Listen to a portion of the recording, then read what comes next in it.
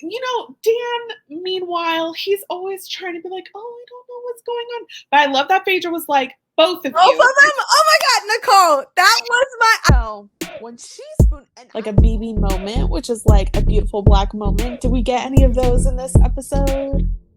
Black. We have a chaotic vibe moment of the Chaotic bi moment. And you're watching Black Bi Reality. Black Bi Baddies. And those who love us. Hello, you are watching or listening to the Black Bi Reality podcast. I am here with Katurah Topps again of Survivor 45. How are you doing, Katurah? Oh my God, Nicole, I'm so excited to be doing this with you. I literally have been waiting all week for the Traitors episode and then knowing that I'm going to be talking about it with you. So I'm ready to go. I'm feeling so good.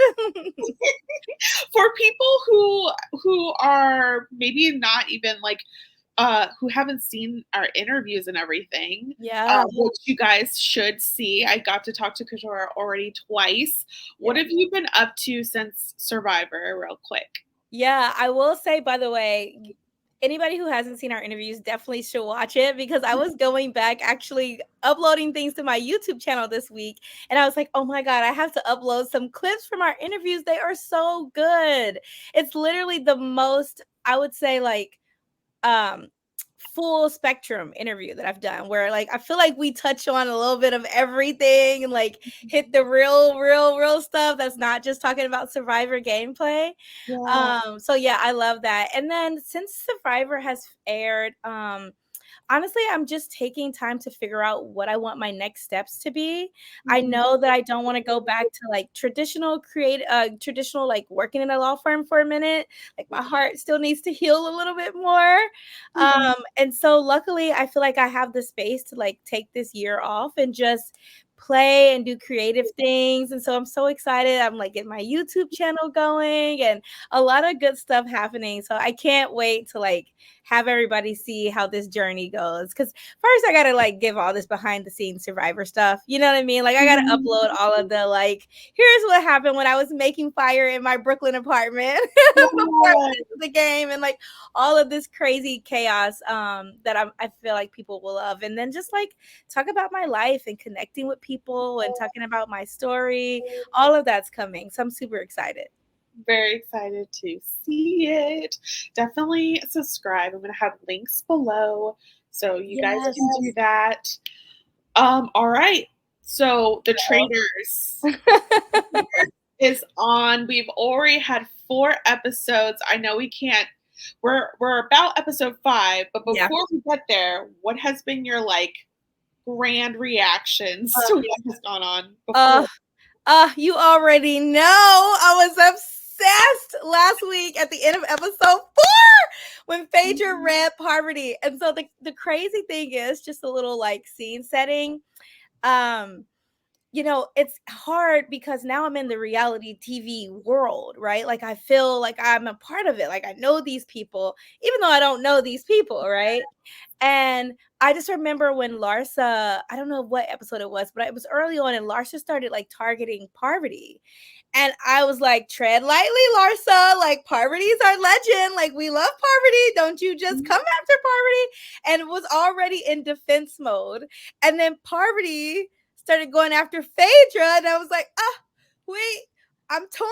Like, my Survivor side that is freaking in love with Parvati always will be, always has been a Parvati stan. And then my other side is just like, Phaedra's just a black woman. Like, that. And that is just always going to be paramount for me. And then seeing them go at it, it was like, I don't know what to do. I'm torn. But then honestly, as I was right in the middle of being torn, Phaedra just read her to filth. And I was like, it doesn't matter who you are and who you support. You gotta admit that was an amazing moment by Phaedra. Like, she ate. She ate. All right. So the new episode. We'll talk about that. I got a little slideshow. So let's episode 5 picks up after that moment, basically. So Parvati ends up apologizing to Phaedra and says, you know, she didn't know if Phaedra was pretending or not to be mad. And Phaedra's like, stop playing. I am mad. Yes. Like, I am not an actress. And she claims she wasn't trying to throw her under the bus. We know that's not true. Phaedra knows. I was giving side eye. I was like, exactly. But this is my thing, and like I feel you because I watched Survivor, I watched Big Brother. I understand how smart and great and charismatic these people are. mm-hmm. But the way that they are underestimating the real housewives who go in there every season mostly to fight for that spot because someone else can sneak up behind them at any moment. Yeah. And Phaedra specifically has gone so far. I'm like, I mean, we're talking about she's on a whole other level. So I'm just like, why is everyone underestimating her? Yet they don't know. It's because I will say, like, in this game show reality world, right? Like Survivor, Big Brother, all of that, we're not thinking about housewives. At least that's what I'm thinking. That is like why they're so underestimated. I don't really watch Housewives like that. Like, I don't really follow it. I know Phaedra because it's Phaedra. Like, who's not gonna know Phaedra? Yeah. But even me, I was like, they're underestimating her. But that was me just saying that from knowing Phaedra. That's not me saying that as Phaedra as a housewife. And so I think that all of the game show competition people are just really not aware of how cutthroat you got to be on Housewives. Because as you said, they can get dropped at any minute. Like they really have to kind of, your storyline gets stale, you gone, you know? Yes. You know, Dan, meanwhile, he's always trying to be like, oh, I don't know what's going on. But I love that Phaedra was like, both of you. Oh my God, Nicole. That was I did too much tweeting about this, so I couldn't tweet about that again, but I really wanted to be like, that was my favorite part. Yes. Honestly, because it felt very Black Mother. Like it literally felt like, and try me. And don't forget about you. I didn't forget about you, Dan, because I was so annoyed that Dan was sitting there like, oh, what's going on? I have no idea what's happening. I'm like, you freaking know. You knew. Like, you planned this with Parvati. You knew. But I was like, since you want to, literally right before Phaedra said both of them, I was like, since you want to play dumb, your ass need to get grabbed up in this too. And then she was like, both of them. And I was like, never mind. Phaedra's got it covered. Yep. Absolutely did. Now, Dan, he's talking about, oh, well, you know, I lit a match and I stood back. No, you were in that fire too, boo-boo. You just don't know how to handle that. And then Harvey, as a peace offering, is like, you know what? You make the decision for the next murder, which I think is very smart. Very smart of her. Yeah, I thought Parvati did a really great job of covering that up. And I don't know if that was my desire for a little chaos. Like, get her, Phaedra. Like, and I was like, wait, no, this is Parvati. I can't be feeling that, you know. But I don't know if it was my desire for a little conflict when it's not a reality TV show that's involving me in conflict. You know what I mean? The conflict is so much nicer when you're not involved in it personally. Absolutely. But once Parvati apologized, I was like, oh, that actually smoothed over rather quickly, almost a little too quickly. It felt like I just kept thinking that they were going to show Phaedra in a confessional being like, I don't really believe it. I got my eye on her, but it seemed like she kind of believed it and was like, I'm going to let bygones be bygones. What did she say? I believe in mercy or something. I don't know exactly what she said, but yeah, I think she really has no reason to be that intimidated by their gameplay. Like, they're fighting for their lives in a way because they see she's there sitting pretty. So she's just like, and the biggest flex was, I have been playing very fair. Oh, yes. Oh yes, letting you know I have extended the olive branch. I have made sure that I'm in this with y'all. But if you want to flip it, maybe we can flip it. And I was just like, oh, that's what I think. I like. You cannot not fall in love with that moment. even as much as a Parvati fan as I am, like it just was so right. It was so satisfying. Like it hit every level. Like I've been playing fair. I'm getting both of y'all. Dan, I'm not falling for your what is going on thing. And honestly, not even falling for Parvati being kind of like, no, I'm like, she knew that. But honestly, if it had been any other person except Phaedra, I think I would be on the other side being like, yeah, Parvati, go get her. Like, you know what I mean? Like, yeah, she didn't see it coming. Go ahead, start because in theory, it's a really great plan. And you can't watch the Traitors without knowing when you have 2, 3, 4 traitors, at some point, the traitors have got to turn on each other and they need to give the faithfuls a little blood. So I respect the idea that Dan and Parvati had. Just don't it can't be against Phaedra. It can't. So at the end, I was surprised by the names Phaedra put out. Phaedra is like maybe Sandra, or Tamara, and I'm like, I don't understand the line of thinking because to me, Sandra, even though we don't see so much of her being like at the forefront of these votes, people have said that she led the charge on them. Yeah. And then Tamara, I haven't heard a peep. So I liked it though. I liked the Tamara selection of who to murder because I honestly thought that Phaedra, and this is skipping a little ahead, so let me know if I need to go slower. But I was kind of thinking that Phaedra would go to breakfast the next day and be like, oh, they're attacking the housewives. Oh my God. Because Larsa went and then Tamara's gone, and then like kind of use that to gain more favor of like the housewives are in danger. Oh my goodness. But I mean, she was just kind of like, anybody, do they got boiled eggs? I was like, I know. what are you doing? Like, what are you? Everybody was like, oh my God, Tamara, why? And trying to figure it out. And she's talking about eggs. And I got nervous. Honestly, I was like, I hope no one says, look how calm Phaedra is about her fellow housewife leaving. You know, but I guess it worked. She's still insulated. Yeah, she is. She's very insulated. All right, so let's talk about that morning after. So the morning after, we get Janelle and CT.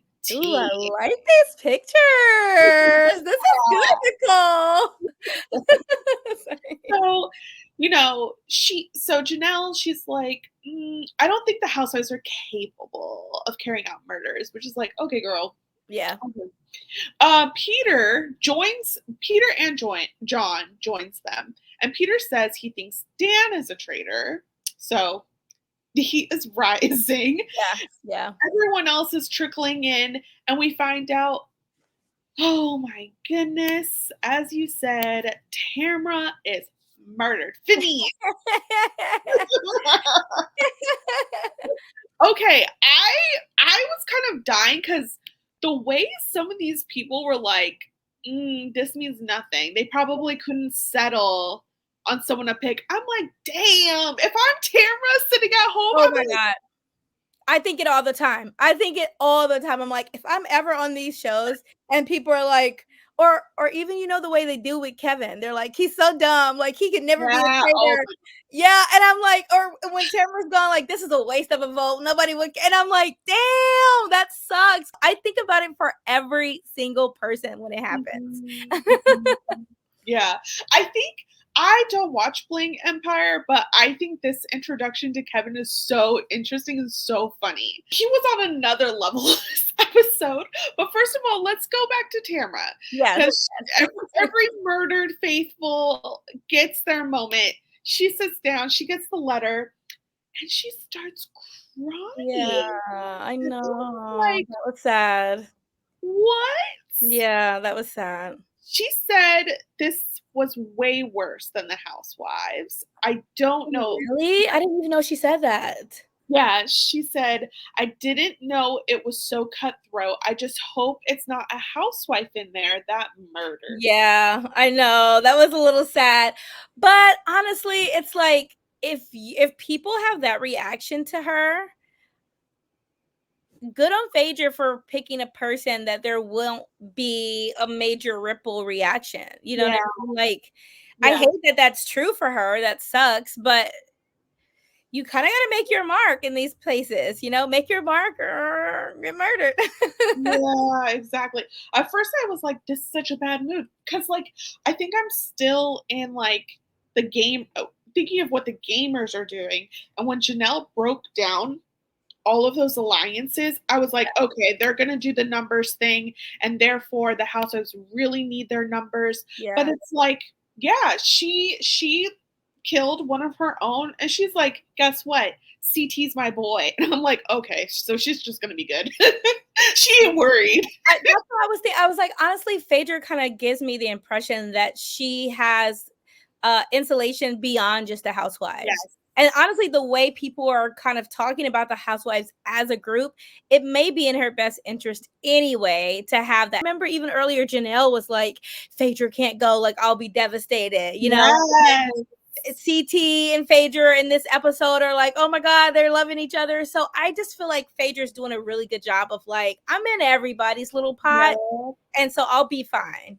She's gonna make sure you like you love her. Like, she gives the vibe of like maybe she's mother. She gives the mother energy. Yeah, it's just like you need that calming thing during this like very stressful time. And I need to figure out how to. I mean, I'm like, can she bottle that? Because like, what is it that you can do that makes all these people love you like that? Like, what is the solution to having all these people love you? I don't know. I think Cirie has it too. It's just exactly. Like, you just got to study them. I need to learn it. I was going to say, I need to learn it. Clearly, I didn't have it my season, but I need to find a way to get that. All right. So at this point, I came up with the name, the Dan Hunter Club. Because at the end of this breakfast, Peter's like, I got my eyes on you, Dan. CT's like, I also got my eyes on you, Dan. And Janelle, which was a surprise and yet not. Like, Janelle gives, like, she's very smart. She knows Dan and everything like that. But I was very curious of, again, how gamers tend to game is that I know Dan's a traitor, but I'm going to keep him as long as I can. Yeah. And I want to cut him. Yeah. Instead, she was like, look, he is a traitor. I know his tell. He plays possum. I was like, oh my gosh, she's putting it all out there. I like that she was able to like pull that out for him. But honestly, not to take any credit away from Janelle, because she's spot on. Like, she's literally right. Dan is doing a horrible job as a traitor. Horrible. Like, it has to be said. Like, what are you doing? And I get a little bit in the beginning, stay in the background, but we've now had multiple episodes where people are saying, Dan, you don't ever say anything. Like, you only need to worry about that for me once or twice. Yes. Next thing you know, I'm at breakfast saying names. Like, come on. That's the thing. That's the thing about Dan is that we're learning at this point, he's not an adaptable player. Like, later on when he's at the round table, he's like, oh, you know what? When my back is up against the wall, you know, that's when I do well. And it's like, first of all, it should not get that far. That far, especially this early when all these people still left. And second of all, I think he barely got out of that round table alive. Barely. And we'll get there, but I agree. I agree about Dan's performance. Yep. But you know what? Everyone's going their separate ways talking, but we got a mission. And look at Alan. Alan is so cute. Alan may be my favorite non-strategy part of the Traitors. Absolutely. Absolutely. Just watching his cute little smile, his little puns, his little outfits. I love him so much. So, okay, the game this time around, the mission, we had to split the cast into two groups, one in the grounds, the others in the castle, and the shields are only outside on the grounds. Mm-hmm. So everyone is already fighting. The girls are fighting at the beginning to be outside. Which I kind of love because I told you this, I think, before, but I got obsessed with the Traitors. So I watched all of them, like Canada, Australia, UK. Like I've watched all of them in the last 2 months. I know. Don't ask me why. But I love that the shields are becoming a bigger thing now. I feel like before they like popped in late in the game and they were here occasionally. It's now giving me more of kind of like a Survivor energy where it's like immunity is always available and that's the first thing you need to be thinking about. The Traitors really didn't center around shields like that before, and now I think it's like people are thinking, okay, how do I get a shield first? And now the missions are being driven by who wants the shield. Yep, I agree. I mean, shields only work for murders. I wonder if the game will ever evolve that they also work for banishments. Can you imagine how this episode would have ended if Janelle just couldn't be banished? Oh my God. I think about that every single time that there is a murder, because it seems like there'll be a banishment of someone who was at risk of being murdered, like Janelle. And I wonder why the shields don't cover banishments as well. I think that there's been some point in Traitors history where they did, and maybe they just were like, that's a too powerful of a situation, and they haven't. But I would prefer them to cover both, honestly. That's when you really shake some stuff up. You know, we have two things. We can get into like new age Survivor a little bit. That's like, you're shot in the dark. Oh. You know, I love talking about new age Survivor. Like, that's just something for producers to think about in the future. But back to this. Yes. So in the end, you know, the cast is split and there's a team of 2 that are outside. The teams were weird. I was not expecting Trishelle and Bergie to be one team. Don't know how that happened. My weirdest team was Kevin and Sheree. Yo, the minute I saw them together, I was like, they're too similar. Yeah, I was like, is this for comedic purposes? Like, they're not gonna get anything done. And then we just cut to them just like running aimlessly, being like, wait, we read the map wrong. Wait, where is it? Oh, we don't even know. And I think even the people inside were like, hello, like, what's going on? We heard from y'all. Yes, it's so ridiculous. I was like, who thought that was a good idea? So Trishelle and Bergie, they go to the shrub, which are just these like little posts in the woods, and they do a bird call. And the first bird call we got is wild. And this is where producers and reality TV are like, well, we gotta make our cast look a little ridiculous, you know, just a little bit. So this is our first bird call. Oh, you are good. Oh, you got the bird calls?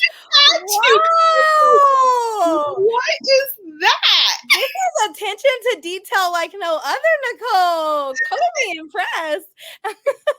I honestly glazed over all those birds. I was like, this is a hot mess. What is this? Like, I don't understand what they're doing. This, for me, it was, well, you know, the original version of this mission, right? It was the bells. The bells, yeah. I like the bells. Yeah. I like that. It felt right. It felt real. It felt like the people who were ringing the chords were doing something real and you're trying to hear a sound. This was like a fake stuffed bird with like pre-recorded sounds, and then the cast trying to imitate those. I was like, what is this? What? And this is why, you know, Traitors is not a serious laugh. That's what it was. And at this point, what I did like is that the cast were eventually having fun with it. Like at first, I think they were taking it a little seriously. Yeah. And then at one point, CT's just going for a gif. He's like, yeah. My heart went out watching Sandra, because Sandra, first of all, was like, there should be shields inside because I don't even like running. But when she was running, she was so serious. And I was like, I love her. I was like, oh, Sandra, our non-challenge queen. Like, when I think of Sandra, I just think of her always happily raising her hand to sit out of challenges. So to see her like actually running through the house, I was like, oh my God, Sandra came to get it. Absolutely. I love that. Also, John was running his little heart out, and Alan's just like, John, what's going on here? It's so cute. It makes me wonder, like, because I can't tell what the Traitors want their thing to be, right? Like, are the challenges going to be hard? Are they not going to be? Like, sometimes there's like that. Do you remember the first one with bananas when they're like swimming in the water and grabbing pieces of a shield? And it was like a really hard challenge. And then there's moments like this, and I'm like, what? Pick a lane. I don't think they want to, and I think it's kind of smart because their whole thing is we want reality stars from everywhere. So the first mission can be big and cinematic, and it's like that's going to be helpful for people from like the challenge and everything. But then like you want the housewives, like the housewives aren't going to be in cold water every day. So it's like that's a good point. That's a good point. You're right. So I like the differences. Valid. Rochelle and Bergie, they also go for the shield. First of all, I loved the name of this bird. Her name is Mrs. Beaks, but Mrs. Beaks' call is weird. Jesus. So like an old man grunting. I don't like it. I don't like it. I don't like it. It makes me uncomfortable. Very uncomfortable. But what's so funny is like, yeah, I think the cast got so much more into it. Like, I literally saw Dan finally have fun. Like, I don't know. Oh, really? I don't think he looks like he's having fun for the most part. He just looks like I have to have my poker face. Yep. But there's a point where he's running in the hallway and he's just like, I was like, look at this grown man, like a little kid. And that's lovely. That is so cute. I get nervous every time I see Dan doing anything. Like I'm remembering the moment you're talking about. Yeah. I remember because there was one of the birds I think he grabs, right? Like and he takes it back and I was like, oh, are people going to be like, look at Dan, he was so, working hard in the mission? Because I think he even said, like, I don't care about getting the shields. And, like, he wasn't in that fight to be on the outside to give the shield. Yeah. And then he's also working really hard in the challenge. But I feel like he normally doesn't. I don't know. So it felt, every time he does anything, I'm like, sir, you're at risk. Like, I'm nervous for him every single time. Sir, you're a dead man walking. Yeah. I mean, and honestly, okay. I wouldn't mind if Dan goes first. I wouldn't mind if Dan's the first traitor. I think he's definitely going first. Okay, good. Okay, good. Taking so long. Okay, exactly, right? I'm like, are we really gonna go after Janelle? Okay, I'm skipping. Sorry, I'll stay on track. But whenever he puts himself in the harm's way, I'm like, honestly, deserved. Yes. Okay, here's the last one. Here's the last bird call I have. Okay. I really liked it just because the cast that are in the castle are just running around doing it. It's so ridiculous. Okay. Almost like a scary movie. Right. I did like that one. I think they're flailing their hands like they're running too. Yeah, I love that one. I was like, what is going on? So in the end, I think they got all of them. But most importantly, yes. Even though everyone was going for the shields, as you said, Kevin Sheree just got lost. It was Trishelle and Bergie who got the shields, which is like good for them, first for them. But Peter is so dedicated, y'all. And I understand because did you watch Peter's season of The Bachelor? I did not. I've never even watched a season of The Bachelor. Fair. But I watched his season. And baby, it ended messy. Oh, he really? was a messy bachelor. So I feel like he has something to prove. And so far, we're seeing him. Stepping up. Yeah. Wait, what do you mean when you say messy? So in the end, he picks who does he pick? Hannah Ann? I think he proposes to Hannah Ann, and maybe he changes his mind. Like, they film the breakup and everything. Oh, it was actually very much like Ari's ending, because Ari's ending was also very messy from season 1 of the Traitors. Damn, should I be watching The Bachelor in my life? If you want to, but it's an investment of time. Okay. I see your point of him trying to, almost sounds like, redeem himself. Yes. Because I noted that when I was writing down my notes for the episode, I was like, damn, Peter is killing it. I love this, like, scheme and make sure nobody knows that we have the shield. Also, a little side note, I kept getting Bergie and Peter mixed up. Oh, that's so funny. Physically only. Like, I know the names of and who they are and what they're connected to, but it just was like, I would look at one and I'd be like, is that Bergie or is that Peter? And I don't know what that is. Then I'll sprinkle white lie that we have the shield, and if they end up getting Bergie or Janelle, we'll know. Yep. And Janelle was like, Peter's not just a pretty face. I was like, I love that. That's like the kindest thing she said all season. Which is why I love her. I like her so much. Like, I didn't watch that much of Big Brother, but I've watched a few seasons enough to know Janelle is Janelle. Yes. Queen Janelle, right? Like, I know that.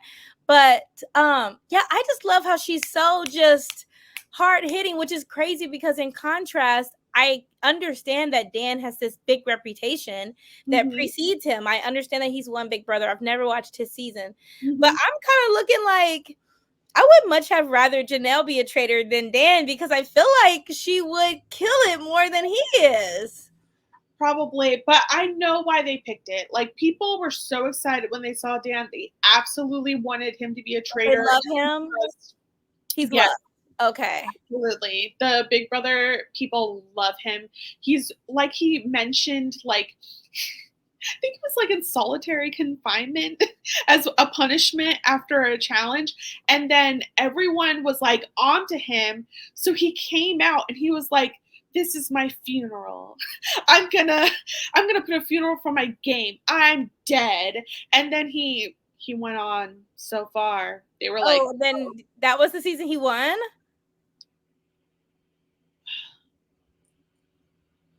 Sorry, I'm making you have all this trivia. Never mind.